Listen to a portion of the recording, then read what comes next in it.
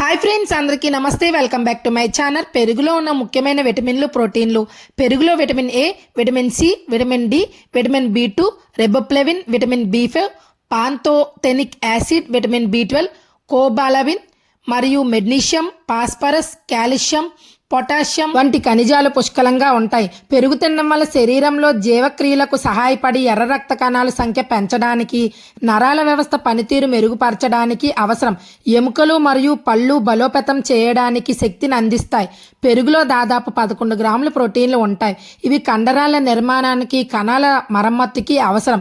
శరీరంలో ద్రవసాతుల్యాన్ని కాపాడుతుంది. రోగనిరోధక శక్తి పెరుగు నరాల కణాలు, రక్త కణాలు ఆరోగ్యంగా ఉంచడంలో సహాయపడుతుంది.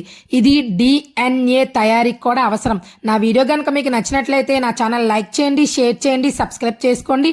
మరిన్ని మంచి మంచి వీడియోలు అప్లోడ్ చేస్తాను. Thank you for watching.